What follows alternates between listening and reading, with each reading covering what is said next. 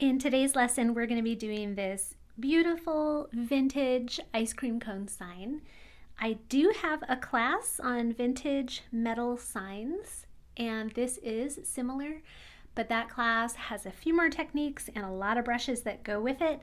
We're going to make do with some Procreate brushes for today's lesson, and let's just call it a light version of the class itself. So you can find my classes in my membership on my website, linked below. This is the reference photo that I'll be just leaving up here on the screen. I found it on either Unsplash or Pixabay.com, and I cropped it, and we're just kind of doing a little, altered version of this, and then adding our own flair here.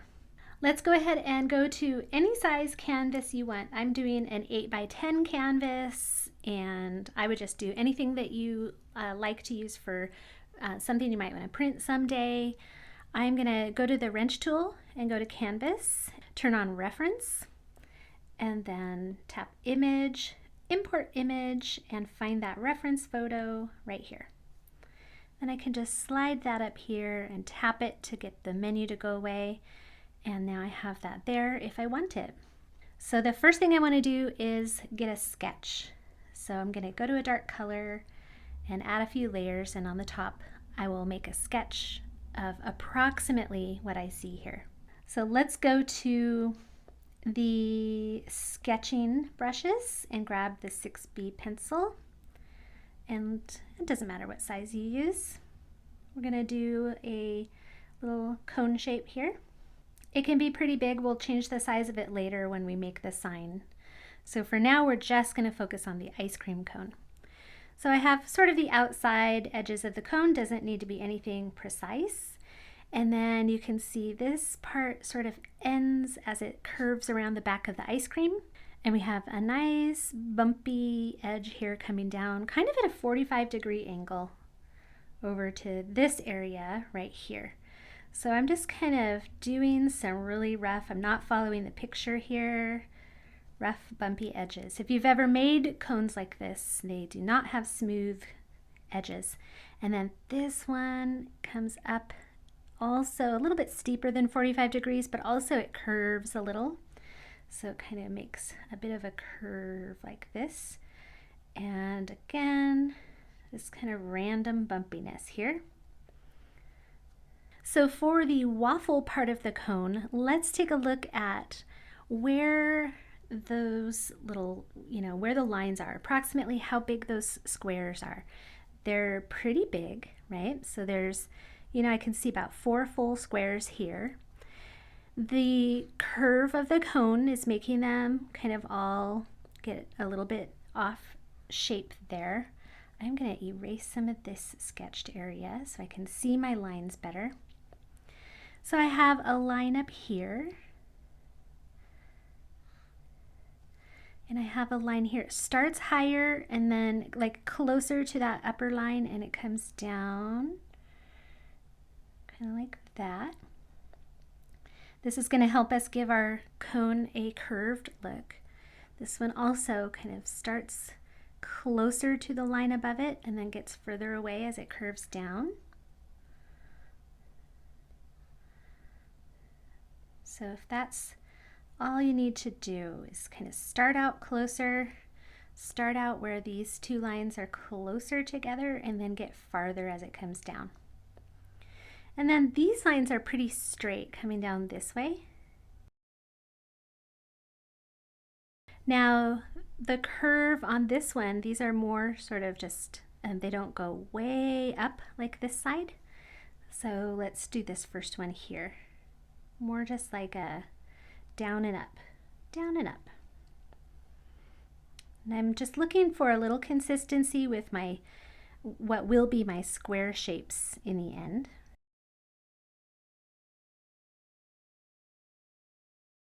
And these lines also are pretty straight and just coming down like this.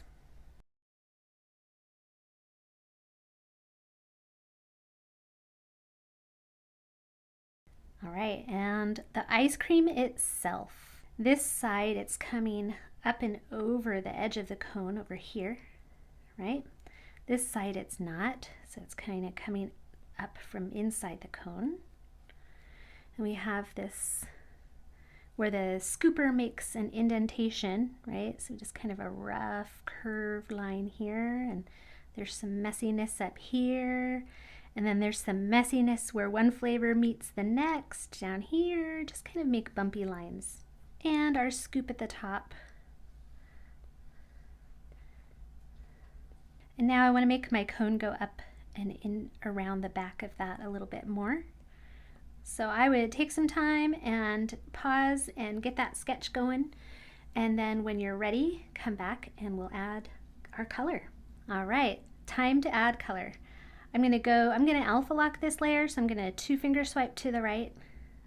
That's so I don't accidentally add color on this layer. I like to add texture layers, and I make my own brushes for that. So I don't think there are any. Well, maybe you could use soft oil pastel. Yeah, so go to the sketching and go to soft oil pastel. We'll try to use this as a texture brush. So go to gray that is straight across. And this brush does have pressure sensitivity, so if you press too hard, it's going to be too dark. But try to get a somewhat even coat of this texture. So you can see what I have here. It was kind of hard to make it even, but let's see how that works. So we're going to put it on multiply. So tap that N and put that layer on multiply. We're going to duplicate the layer, tap the M and put that one on color burn. And we're going to turn the multiply layer way down. So I'm at 20%. The color burn layer opacity is at about 70%. And on my white background, I can still see some texture, so that looks like it's going to work. And then let's go to a layer down below those textures, and let's pick a nice fun pink like the ice cream. Let's see, pink that's over towards purple a little bit. Get a nice bright color. And then let's go to inking and to dry ink.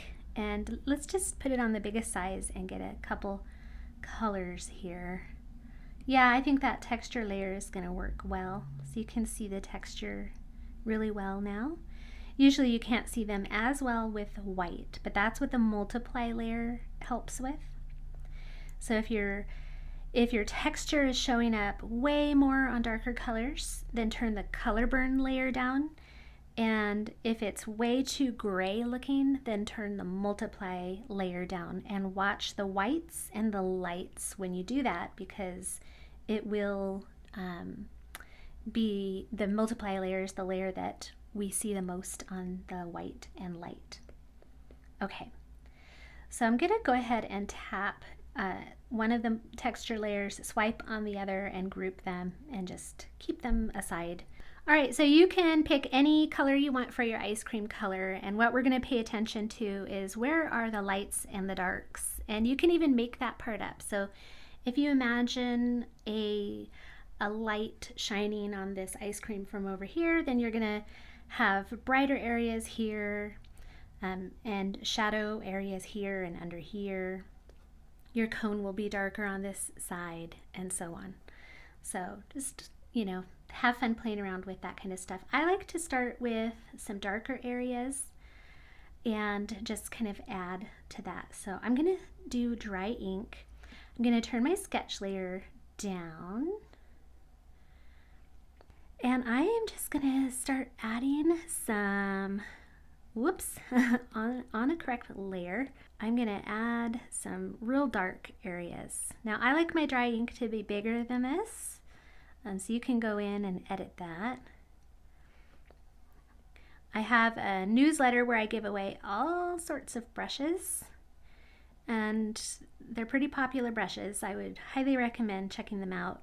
You can always access the older freebies once you sign up, and I give new ones each month. So I'm just seeing some little bits of dark. This is a lot of dark. and I really don't need this much dark. So let's go ahead, and I'm going to change this brush, make it a little bit bigger. So if you tap on the brush itself and then go to properties, you can bump up the maximum size of the brush. So that's kind of nice. You'll have to forgive the dog sounds in the background. They've been locked away from me all day as I do some other recording. So I decided to let them stay in today for this recording. And it may not have been the best decision. I'm mostly getting this color everywhere as my main ice cream color. It doesn't really match that color so well, especially with the texture layers. Texture layers do make a difference. So I'm going to start brightening, maybe making some other color adjustments. Oh yeah, I went towards purple a little bit more. That's nice. And I really just want a nice rough edge. Now, dry ink gives a very round, nice texture, but very roundy edge. So let's play around with some different brushes. How about in the artistic section? And let's look at Aurora. So Aurora might have some, yeah, I need to reset it. So Aurora has some color variety in it. And so to turn that off, you can tap on it and go to color dynamics and just turn all of the color changing abilities off and tap done. And then it is the color that you want it to be. So this is a nice way to get some texture. I'm not quite filling in my whole sketch here. I want this top part to be a little smaller.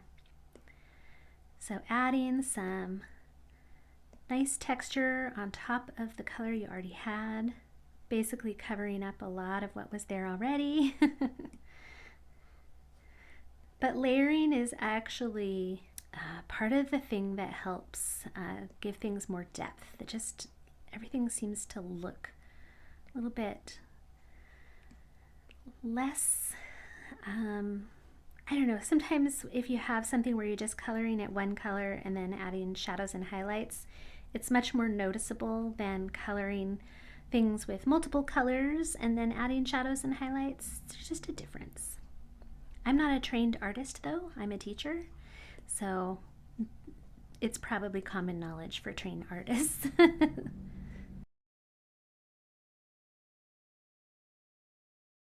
Let's tap and hold the smudge brush so we have that same brush on smudge, and let's see. Ooh, that's kind of fun. So now I'm just tapping a little bit because it's doing a lot of mixing.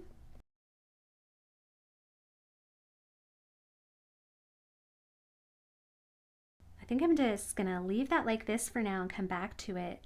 So I want to go on the eraser to the dry ink. So that is in inking. And I just want to erase some, I want to have a nice texture around, this top part is smoother than the rest. So I'm just smoothing and trying to leave some of the dry ink texture. All right, and then let's just leave that for now. It's very vibrant and very bright, and it doesn't need to be photorealistic, so we're fine with it being however it is. I'm gonna go to a layer underneath, and I'm gonna choose a little bit of a warm white, so come over to the orangey yellows and up here close to white but a little bit more towards yellow. Oh yes, so it's a little bit yellow right now, a little bit too yellow right now, but that's okay because I'm going to add white to it. And I'm looking at this shadow, there's really dark areas, so maybe come down a little bit over in this area and this area. It's not a lot of shadow. And then white, add some white in here. And then some smudging with that same brush, just like we did up here. Although we added with dry erase or dry ink first. I have dry erase on my mind because I'm hanging a dry erase board today on my closet door. All right, so I just kind of lightened it here in the middle. And we can change this later with hue, saturation, brightness as well. And we do need to add some more highlights. So You know what, before I forget, let's do that. I'm just going to do it on a clipping mask. So I'm going up a layer, tapping on it, and tap clipping mask. And then we have these light pinks we were working with. I'm not sure what brush I want to use for this. You can really do a lot of things. So how about we go back into sketching and do artist crayon.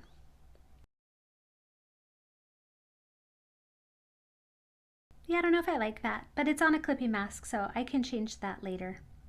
All right, let's move on to the cone because it does take a little while. So I am doing the cone on a layer. Well, you can choose to do it above or below. The cone kind of is on top of the ice cream here, but it's under the ice cream here. So if we do it above the ice cream layers, then it's a nice choice because then we could just cover up all the mess down here. We just need to be careful where the cone meets the ice cream in certain areas. So let's start with that though. I'm going to go back to the dry ink brush in inking, dry ink, and I'm looking at a base color of just like a medium tone here. And to pick a color, you can color pick like this if you want, but I like to come over here and look in this general area as I move things around here. It's pretty dark. That's nice, I like that. So I'm on orange and I'm kind of just down from the top. Yeah, so I'm gonna go through, I'm gonna fast forward this and I'm gonna fill in the cone with this brush.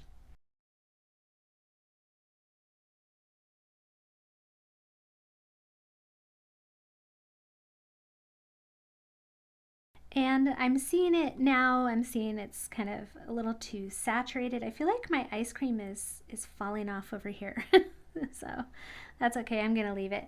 I'm gonna go to hue, saturation, brightness and desaturate that a little bit, maybe brighten it a little bit. And now I'm gonna add a clipping mask on top of the cone. So add a layer, tap it, and tap clipping mask.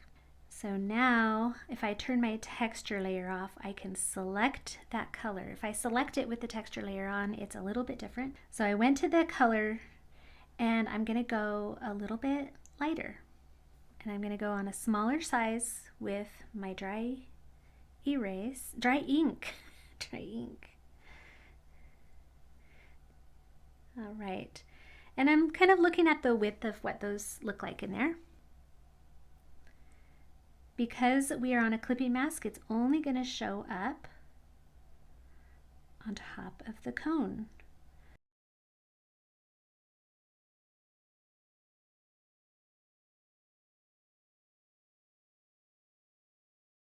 I am going to add another clipping mask.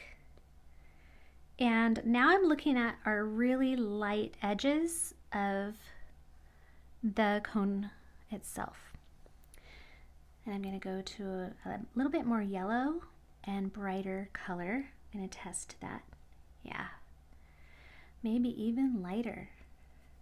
I'm going to go to a little bit bigger size. And I'm going to come around the top edge in a very bumpy way here, coming down the edge of that cone, and the same thing over here. Thinner and thicker areas. And thankfully it is on a separate layer from the other lines because now I can adjust the color if I want to a little bit later. It's very similar to the color of the ice cream here, but that's okay. All right, let's go back down to the clipping mask with all of these lines. And I'm gonna turn the sketch layer off. I think we're done with that sketch layer. So now I'm gonna alpha lock these lines. And I'm gonna pretend like my light is coming from up here. So on each one of these squares, I'm going to have the light hitting on the inside here and here, and it's going to be shadowed on the inside here and here. So we can go back to the light color we used on these edges over here if we want, and we can just come through and roughly add some highlights and shadows to the lines themselves. And because it's alpha locked, we'll only be able to draw on the lines. You can switch to a new brush if you like a sketchier brush. I am being very stylized here, so I'm not worrying too much about whether it looks realistic.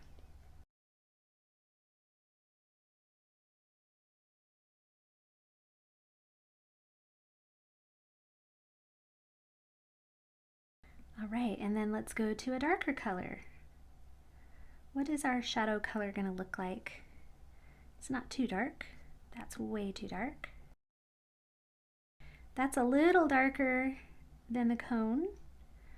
I'm going to go a little bit darker than that. So this one is going to be the top and the left.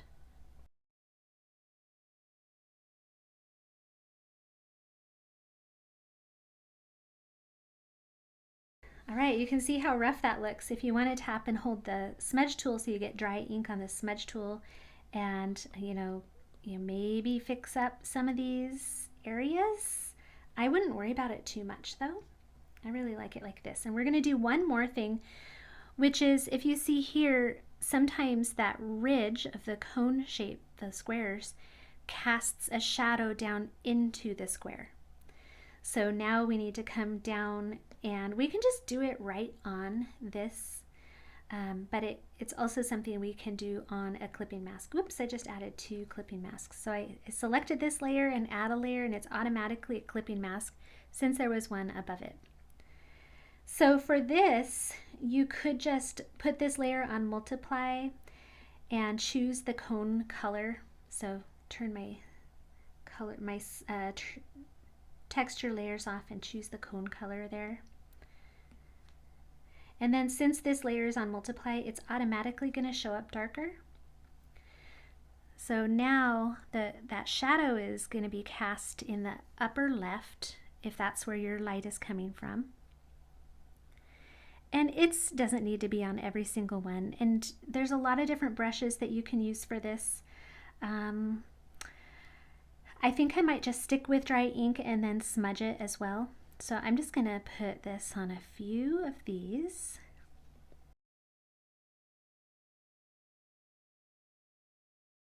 And then smudge with the same brush very lightly. So I'm just kind of pulling the color down into the square. So you can spend time going around doing that as well. And you can see what a great look that gives. And last but not least, on that cone, we need a little shading on the cone overall. So I'm going to go to a layer above. So the cone, we have the cone and 3 clipping masks. I'm going to add another layer and turn that into a clipping mask. And I am going to, let's see, you know what? I think I'm going to turn that to multiply. No, let's try a different blend mode. Let's go to overlay and use black and white. So I'm going to use black for the shadows and light white for the highlights. Let's go to charcoals and go to willow charcoal on a pretty big size. And I'm on black, so it should darken things over here. I'm just going to darken the 2 sides and lighten with white down the center. And that just gives us a little bit more of a curved look that way. And it applied to all of those layers underneath it. So that's kind of nice. I think our vanilla is kind of blending in too much with the cone. So maybe we can go back to that vanilla layer and go back to yellowy colors here. Let's stay on that willow charcoal. Maybe we can add some shadows in here. Oh, that's perfect. So I'm on kind of a dark cream, and I just came, I just realized I'm adding it way out of the lines over here, but I'm adding just some darkness right here where the color meets the cone. And I can select this whole area on freehand, select this whole area that's under the cone. I don't know if you can see the willow charcoal that went way out of the lines here. And just slide it right off the page. The rest is just hiding under that cone. I think this is good enough for our ice cream. I'm probably going to crop the bottom off here. I didn't spend very much time making it nice and straight. And I'm going to turn this off now. I am going to group all of my ice cream cone layers together. Group them together. I'm going to turn off the textures. I'm going to turn off the background. I'm going to 3-finger swipe down and copy all. And then turn my background and textures back on. And I'm going to turn the group off. And on a layer down below, I'm just going to 3-finger swipe down and paste. So I have this whole thing on one layer, which is what I need to make this vintage sign. And I am going to change the size of it a bit. I'm going to shrink it. You could rotate it maybe. That might make it look like I intentionally made it off lopsided, which is good. Anything you want to do, you can decide this later as well. I'm thinking about where I might want to write ice cream cone and things like that. So yeah, just place it. And once you deselect it, of course, it's going to crop. Let's go ahead and turn that off. And we're going to make that starburst design in the background now on a different layer. We're going to add a few more layers down here. So on a layer under the cone, let's go to the wrench tool, drawing guide, edit drawing guide, symmetry, options, and radial. Let's go ahead and draw some of our starburst design, and you can, make it however you like.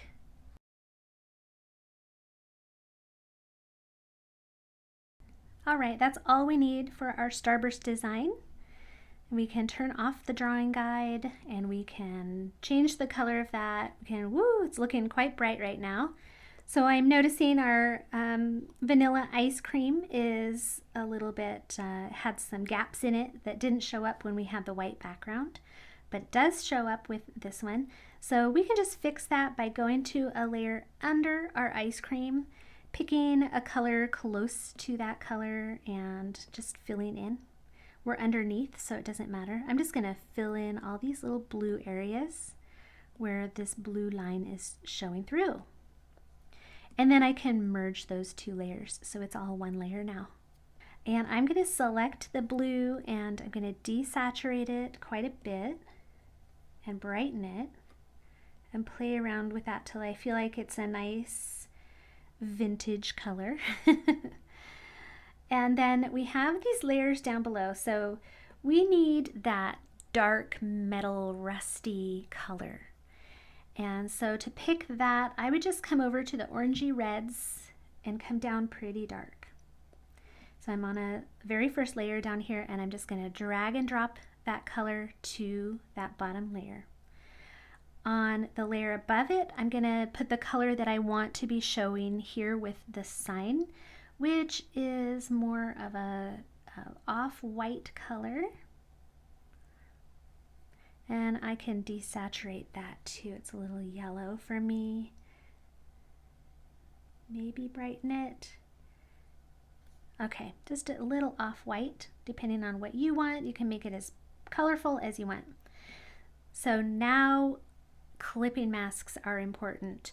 So I'm going to this brown is the base layer for everything. So I'm going to turn this into a clipping mask. This is an extra layer I can delete. I'm going to turn the stripy layer into a clipping mask, and I'm going to turn my ice cream layer into a clipping mask. And the reason for that is that we can erase in certain ways that will give us the scratched metal look when these are all clipping masks. So, but before that, I want to add our lettering. I like to use fontspace.com, and I always go for commercial use fonts. So tap styles, and then you can look at retro, you can look at vintage. I would also select commercial use. and then go through and find a font that you think will look good for your sign. I'm just going to go ahead and choose this one right here. So I'm going to tap on it. It does say 100% free. This one, it has a long name. I'm making sure it still says free download here. There is this SIL open font license OFL, and I don't know what that means. There'll probably be something in the download that tells us about it. Also, these all said Ice Cream 123 because I was searching on that the other day, and you can type in the little window to show an example of what the font looks like with the word that you want. I always add a 123 because some fonts actually don't include numbers, and sometimes I want the numbers, so I will avoid any fonts that don't have any numbers. All right, tap download. Download. You can see it download right there. And it comes right here to your downloads. Mine, and this is your Files app. Mine's in alphabetical order. I know it started with a Q, so I need to find it in here. There it is. Now, if that you don't remember the name of it, you can just go to Recents and you can get to it right there. So now if you tap on it, it's going to go back down to downloads, but you got to remember the name now.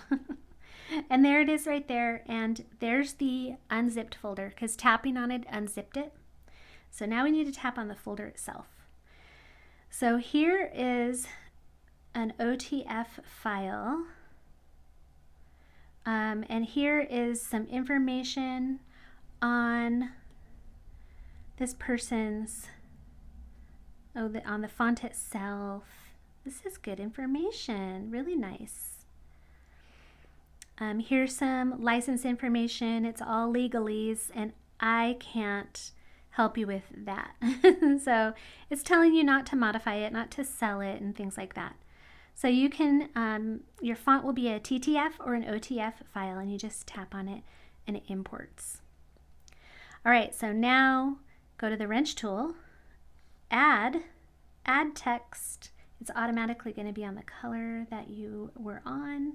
I'm not sure what color I want, so I'm going to choose kind of a brownish color. And I'm going to widen my text box and type ice cream, and I'm trying to decide if I want it to be all caps or not. Yeah, so I'll just show you this one way. You can do all sorts of things, like maybe a different font box saying delicious and things like that. If you tap on to exit that font box, then you can tap on it again and there's no cursor showing. So when there's no cursor showing, you can go in and change the size of it without the blue highlight around every single letter. And you can change the font. It's a default font right now. So let's see, we need to go down to the Q's, and there it is. Oh, I like this font. All right, it's a good size right now. All right, now you can rasterize it. And once you rasterize it, you can select it, tap warp, and you can come in and change the curve of it a little bit and do all sorts of things like that. Put it back on uniform if you want to move it. So to do the 25 cents, I just put a little circle down here on a certain color, and I did the same exact thing, just add new text and say 25 C, right? But we'll skip that part because this video is becoming quite long. All right, and I'm going to turn this into a clipping mask also. I'm also going to darken the actual background layer to a pretty dark rusty color. So here's why we used clipping masks for everything. I can now erase from this first layer, and anything that's clipped to that is also going to erase. So, because the clipping masks are only going to show up wherever there's color on that base layer. So if you remove color from the base layer, remove pixels, it removes it. It doesn't actually remove it, it just makes it look like it's gone. From all the other layers. So let me show you that. So we're on that base layer that everything is clipped to, and I'm just on dry ink. Watch.